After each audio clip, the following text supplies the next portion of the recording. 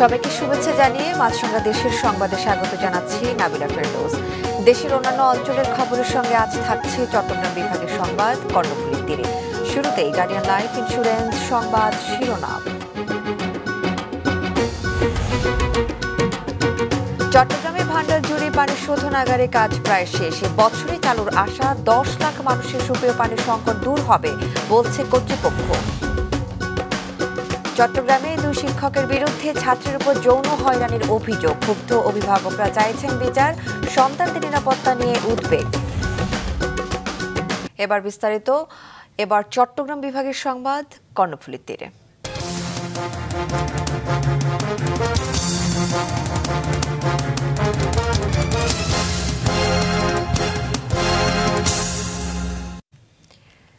চট্টগ্রাম ওয়াসার ভান্ডার জুড়ি পানি শোধনাগার প্রকল্পের 90% কাজ শেষ। চলতি বছরের মধ্যে এটি চালু করার আশা কর্তৃপক্ষের। এটি থেকে প্রতিদিন 6 কোটি লিটার পানির উৎপাদন ও সরবরাহ করা যাবে। এর ফলে দক্ষিণ চট্টগ্রামের কয়েকশো শিল্প কারখানার পাশাপাশি 10 লাখ মানুষের সুপেয় পানির সংকট দূর হবে। এ নিয়ে নাজমুল সাদিকের রিপোর্ট, ক্যামেরায় ছিলেন রবিউল টিপু। গেল কয়েক বছরে দক্ষিণ চট্টগ্রামে গড়ে উঠেছে Korean EPZ, China economic zone, CUFL সহ কয়েকশো কারখানা। এসবের পানির চাহিদা মেটাতে তোলা হয় প্রচুর পরিমাণে ভূগর্ভস্থ পানি। এতে স্তর নেমে যাওয়ায় 1000 ফুট গভীরেও পানি পাওয়া যায় না। পানির লেয়ার হচ্ছে অনেক নিচে, প্রায় 800-900 ফুট আপনার করতে হয়। তো ওয়াসার লাইন যদি যায়, প্রতিটা ঘরের মানুষ সুবিধা পাবে, পানির কষ্ট থেকে মুক্তি পাবে। এখানে আসলে পটিয়াতে পানির সমস্যা, শুধু পটিয়া না, প্রায় বিভিন্ন এলাকায় পানির সমস্যা আছে। আপনার এখন পটিয়াতে প্রায় জায়গায় এটা এখন দ্বিতীয় টাউন হয়ে গেছে। এখানে প্রত্যেকটা এখন বিল্ডিং, এখন এই বিল্ডিংয়ে এখন টিউবওয়েল বসানো প্রায় অসম্ভব। দক্ষিণ চট্টগ্রামের বোয়ালখালী, পটিয়া, কর্ণফুলী ও আনোয়ারা এই 4 উপজেলার আবাসিক ও শিল্প কারখানায় পানির সংকট দূর করতে 2019 সালে শোধনাগারের কাজ শুরু করে চট্টগ্রাম ওয়াসা। প্রকল্পের অগ্রগতি এখনো পর্যন্ত আমরা 90% অগ্রগতি বলছি। তার মানে হচ্ছে আমরা প্রকল্পের মূল ট্রিটমেন্ট প্ল্যান্ট, 2টা জায়গায় 2টা রিজার্ভার এবং 130 কিলোমিটার পাইপলাইন স্থাপন কাজ সম্পন্ন হয়েছে। তবে আমাদের এই প্রকল্পের আওতায় 2টা নদী ক্রসিং আছে। 2টা নদী ক্রসিংয়ের একটা নদী ক্রসিং কমপ্লিট হয়েছে, আর একটা নদী ক্রসিং বাকি আছে। কোরিয়া ও বাংলাদেশ সরকারের যৌথ অর্থায়নে এই শোধনাগারের দৈনিক সরবরাহ ক্ষমতা 6 কোটি লিটার, যাতে 4 উপজেলার শিল্প কারখানা সহ 10 লাখ মানুষের পানির চাহিদা মিটবে। পটিয়াতে এবং বোয়ালখালীতে ইন্ডিভিজুয়াল হাউস কানেকশন কাজ চলতেছে এবং বিভিন্ন শিল্পাঞ্চলে আমরা হাউস কানেকশন ওদের শিল্পের কানেকশন নেওয়ার জন্য আমরা চিঠিপত্র দিয়েছি। আশা করি ওনারাও এই 3 মাসের মধ্যেই হয়তো ওনাদের কানেকশনগুলো আমরা লাগাই ফেলতে পারবো। এই প্রকল্পের আওতায় আসলে 6 কোটি লিটার পানি উৎপাদিত হবে, যার ধরেন 4.5 কোটি লিটারের মতো আমরা ইন্ডাস্ট্রিগুলোতে দিব, আর 1.5 কোটি লিটার আমরা আবাসিক গ্রাহকদেরকে পানি সরবরাহ করব। চলতি বছরের মধ্যে কাজ শেষ করে এটি চালুর কথা জানিয়েছে চট্টগ্রাম ওয়াসা। আমাদের সময় আগামী জুন পর্যন্ত আছে। আমরা এই মাস ডিসেম্বরের মধ্যে কাজ শেষ করলেও আগামী জুনের মধ্যে আমরা ইনশাল্লাহ আশা করতেছি যে কোনো প্রকারে পানি চালু করে দেবো। কর্ণফুলীর তীর ঘেঁষে জ্যৈষ্ঠপুরার 41.26 একর জায়গা জুড়ে তৈরি হচ্ছে এই শোধনাগার। এতে খুশি স্থানীয়রা। এখন তো পানির সমস্যা, না সামনে ওয়াসার লাইন দিলে সুবিধা, আরও সুবিধা হবে। পটিয়ার আনাচে কানাচে যদি এটা সব জায়গায় যদি দেওয়া সম্ভব, তাহলে মানুষ পানির কষ্ট থেকে অনেক মুক্তি পাবে। এই ওয়াসা এখানে পটিয়াতে হবে, সেটা কখনো কল্পনাও করতে পারিনি। সেটা আমি কখনো আমি স্বপ্নও ভাবিনি যে ওয়াসা এখানে হবে। 2016 জানুয়ারি টেকনিক অনুমোদন পায় প্রকল্পটি। শুরুতে 1036 কোটি টাকা খরচ ধরা হলেও 2 দফা মেয়াদ বাড়ানোর কারণে তা এখন দাঁড়িয়েছে 1995 কোটিতে।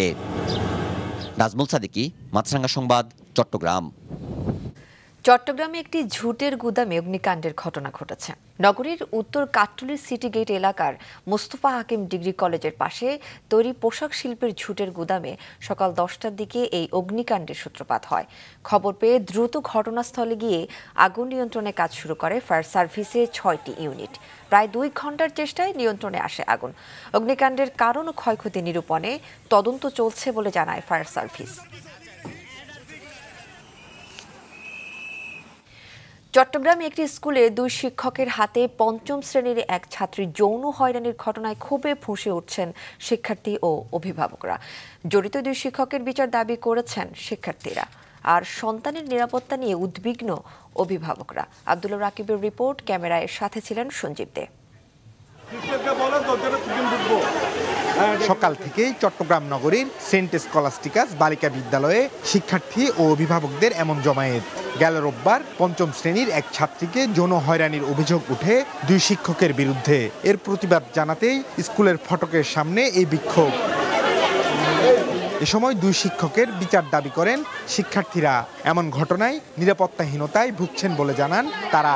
এখানেই যদি স্যার আমাদেরকে ব্যাড টাচ করে, দেন খারাপ নজরে দেখে, দেন হচ্ছে এভাবে এই যে ঘটনাটা ঘটেছে এটা কিন্তু খুবই অপ্রত্যাশিত। আমরা কখনোই ভাবিনি যে এরকম কিছু হবে। আমরা এটা অনেক আগেই জানিয়েছিলাম, সিস্টার কোনো পদক্ষেপ নেননি। সিস্টার আমাদেরকে আরও ধমকি দিত যে তোমাদেরকে এক্সাম দিতে দেবো না। তো আমরা তো এক্সাম না দিয়ে ওনাদের বিরুদ্ধে বলতেও পারছিলাম না। আমরা চাচ্ছি এটা একটা নিরাপত্তা পাই, কারণ এটা হচ্ছে স্কুল। এখানে যদি মেয়েরাই নিরাপদ না থাকে তাহলে কোথায় মেয়েরা নিরাপদ? শিক্ষকের হাতে যৌন হয়রানির এমন ঘটনায় উদ্বেগ জানিয়েছেন অভিভাবকরাও। দাবি জানান সুষ্ঠু তদন্ত ও বিচারের।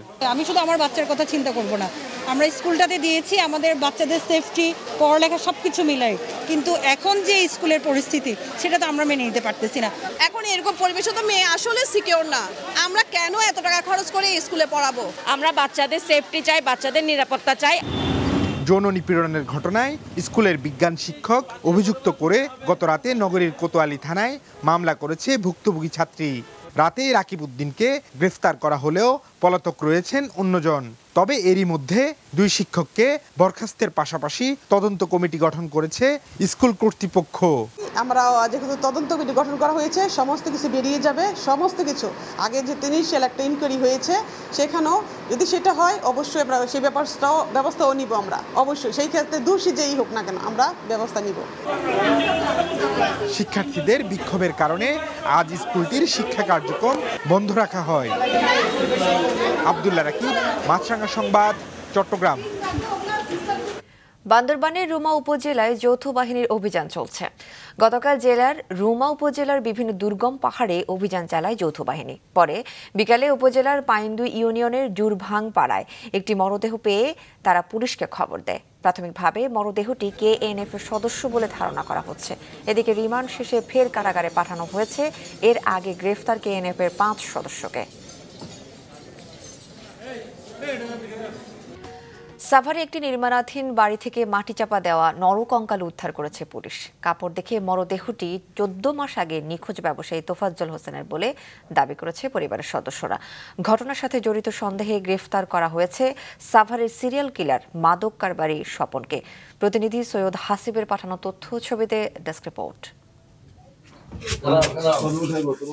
2.5 বছর বয়সী অবুঝ সন্তান ওমর কোনো কিছু বুঝে ওঠার আগেই হারিয়েছে তার বাবা তোফাজ্জল হোসেনকে। দিনের পর দিন অপেক্ষায় এভাবে খোঁজ মিলবে ওমরের বাবার তা ভাবতেই পারেননি স্ত্রী রানী বেগম। ঘটনায় জড়িতদের সর্বোচ্চ শাস্তির দাবি জানান তিনি। আমি চাই যারা এই ধরনের কাজ করছে আমার স্বামীদের, তাদের পাশে হওয়া উচিত। আমার সরকারের কাছে একটা আবেদন যে আমার স্বামীর সঠিক বিচার চাই। আমি আমার সন্তান আছে একটা ছোট, আমি সন্তান নিয়ে কই দাঁড়া কার কাছে যাবো? আমরা যেটা জানতে পারছি যে ওই বাবার ডিলার, বাবার ব্যবসা করে, তাই বাবা বেচতে দিব না, আমার ভাই এলো বাধা দিচ্ছে, এর জন্য আমার ভাইকে মেরে ফেলছে। গেল বছরের 19 এপ্রিল সাভার থেকে নিখোঁজ হন স্থানীয় ব্যবসায়ী তোফাজ্জল হোসেন টুনো। এ ঘটনায় স্থানীয় থানায় মামলা করেন টুনোর পরিবার। মামলাটি ঢাকা জেলা উত্তর গোয়েন্দা পুলিশ তদন্ত করে আসছিল। সম্প্রতি ঢাকা জেলা উত্তর গোয়েন্দা পুলিশ সীমা নামে এক নারী নিখোঁজের ঘটনায় মাদক কারবারি সাইফুলকে গ্রেফতার করে। পরে তার স্বীকারোক্তিতে মাটি চাপা অবস্থায় নিখোঁজ সীমা আক্তারের মরদেহ উদ্ধার করা হয়। এ সময় ব্যাপক জিজ্ঞাসাবাদে বেরিয়ে আসে 14 মাস আগে নিখোঁজ তোফাজ্জল হোসেন টুনো হত্যাকাণ্ডে গ্রেফতার স্বপনের জড়িত থাকার কথাও।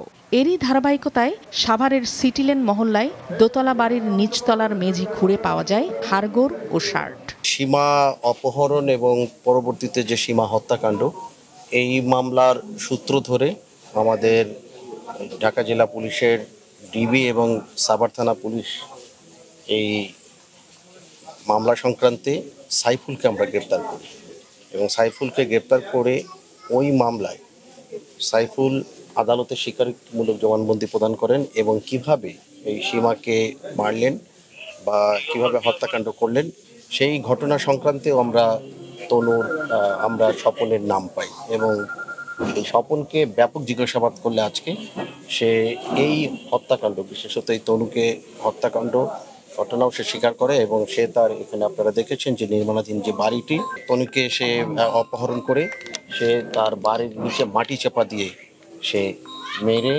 এবং ওখানে সে তার বাড়ি বানিয়ে এই তনুর লাশটি তারা গুম করার চেষ্টা করেছে।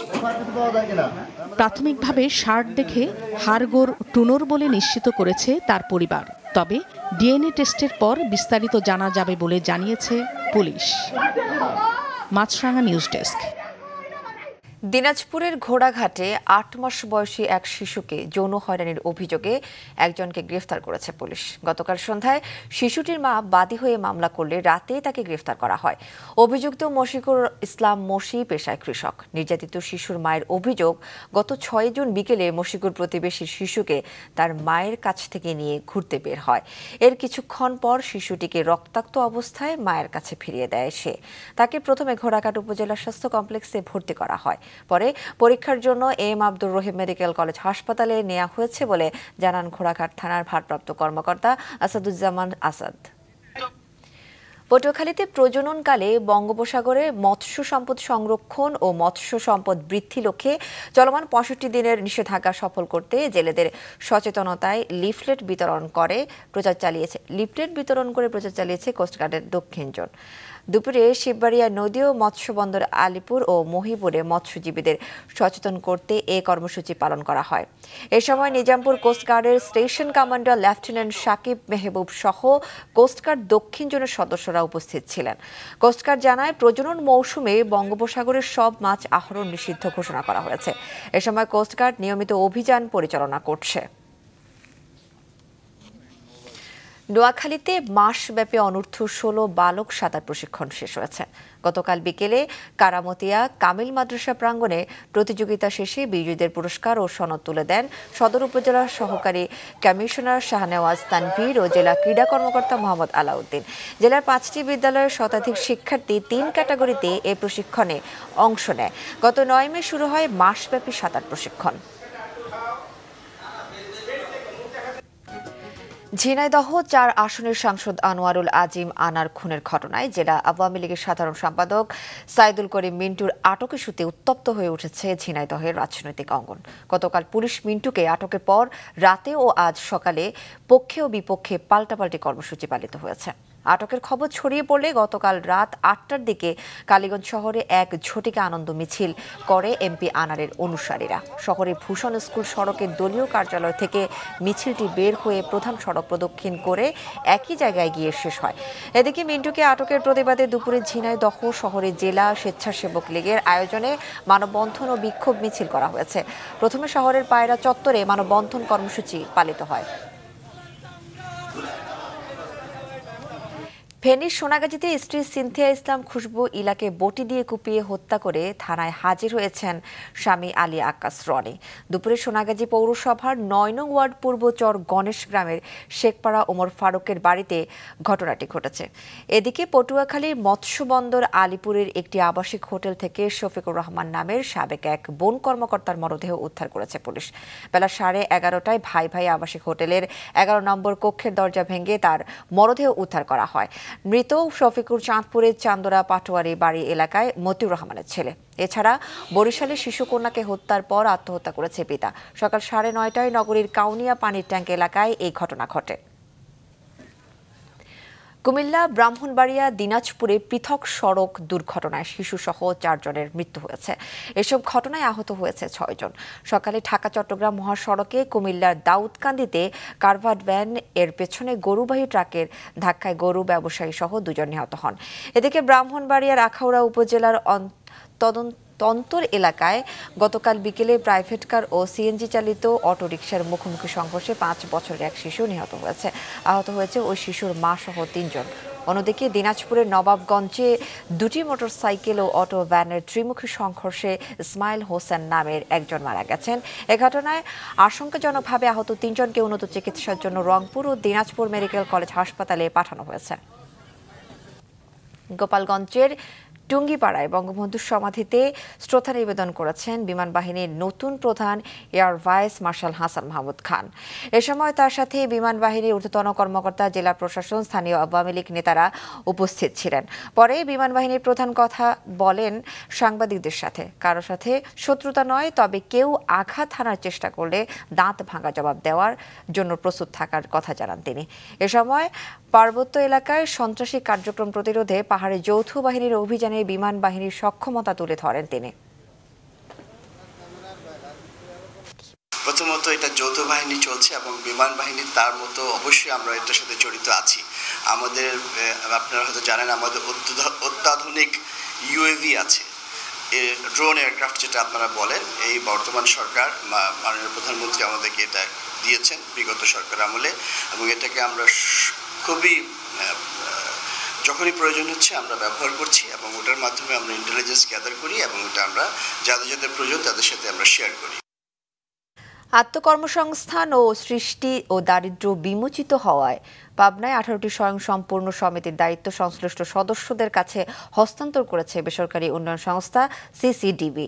সকালে জেলার সুজানগর উপজেলার নিজ কার্যালয়ে এ উপলক্ষে আয়োজিত এক অনুষ্ঠানে প্রধান অতিথি ছিলেন উপজেলা নির্বাহী কর্মকর্তা মীর রাশেদুজ্জামান রাশেদ। সংস্থার এরিয়া ম্যানেজার ডেনিস মারান্টির সভাপতিত্বে এ সভায় বক্তব্য দেন স্থানীয় পৌর মেয়র রেজাউল ইসলাম, উপজেলা সমাজসেবা কর্মকর্তা জিলুর রহমান ও উপজেলা সমাজসেবা কর্মকর্তা দেলোয়ার হোসেন সহ বিভিন্ন ইউনিয়ন পরিষদের চেয়ারম্যান। পটুয়াখালীর মির্জাগঞ্জ উপজেলা পরিষদ নির্বাচনে বিজয়ী প্রার্থী খান মোহাম্মদ আবু বকর সিদ্দিকের সমর্থকদের বিরুদ্ধে সংখ্যালঘু পরিবারের ওপর হামলা সহ আওয়ামী লীগ অফিস ভাঙচুরের অভিযোগ উঠেছে। গতরাতে সংখ্যালঘু সহ অন্তত 20টি পরিবারের ওপর হামলা, বাড়ি ভাঙচুর এবং অর্ধশত লোককে কুপিয়ে ও পিটিয়ে জখমের অভিযোগ উঠেছে। পাশাপাশি দেউলি মুভিদখালী ইউনিয়নের 7 নম্বর ওয়ার্ড আওয়ামী লীগের অফিসে হামলা চালিয়ে আসবাবপত্র, প্রধানমন্ত্রী এবং বঙ্গবন্ধুর ছবিও ভাঙচুর করা হয়।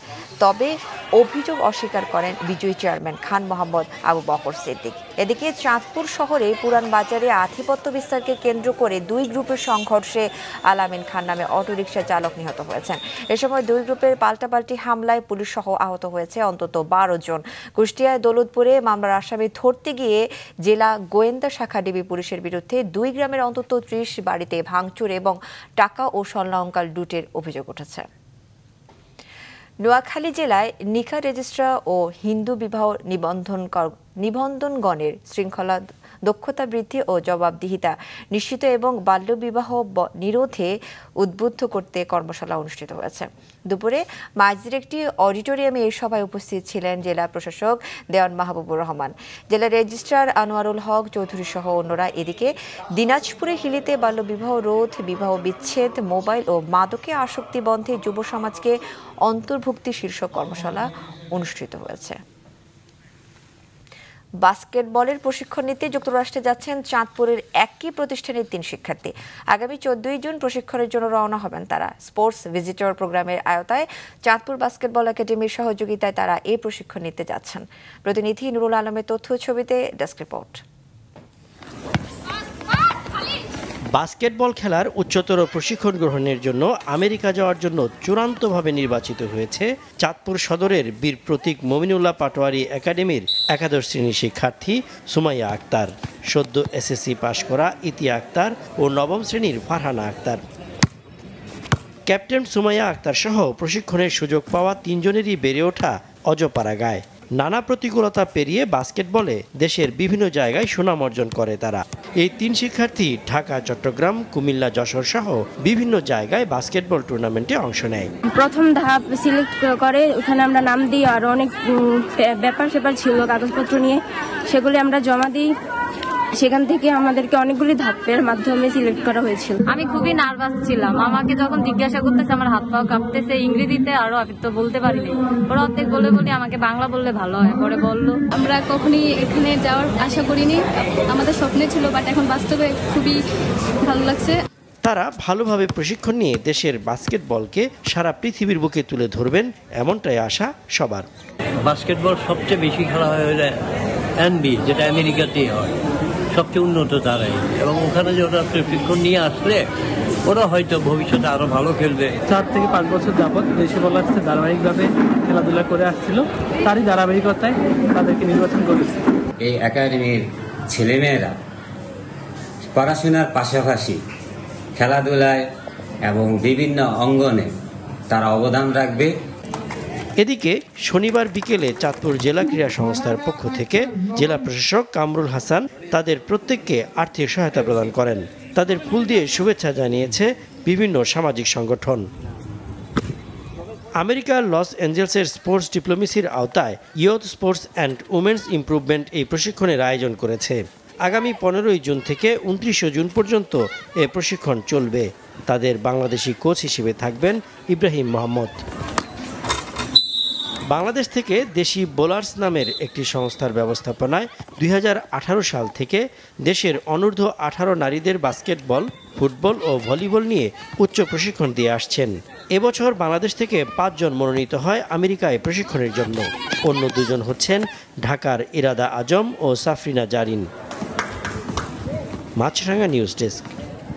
মাছরাঙা দেশের সংবাদ শেষ করার আগে গার্ডিয়ান লাইফ ইন্স্যুরেন্স সংবাদ শিরোনামগুলো আরও একবার। চট্টগ্রামে ভান্ডারজুড়ি পানি শোধনাগারের কাজ প্রায় শেষ। বছরে চালুর আশা 10 লাখ মানুষের সুপেয় পানির সংকট দূর হবে বলছে কর্তৃপক্ষ। চট্টগ্রামে 2 শিক্ষকের বিরুদ্ধে ছাত্রীর উপর যৌন হয়রানির অভিযোগ। ক্ষুব্ধ অভিভাবকরা চাইছেন বিচার, সন্তানদের নিরাপত্তা নিয়ে উদ্বেগ। সাভারে নির্মাণাধীন বাড়ি থেকে হাড়গোড় উদ্ধার, পরিবারের দাবি এগুলো নিখোঁজ ব্যবসায়ী তোফাজ্জলের। জড়িত সন্দেহে মাদক কারবারির স্বপন গ্রেফতার। এছাড়া এখনকার মতো আমাদের পরবর্তী সংবাদ সন্ধ্যা 7টায় দেখার আমন্ত্রণ রইল।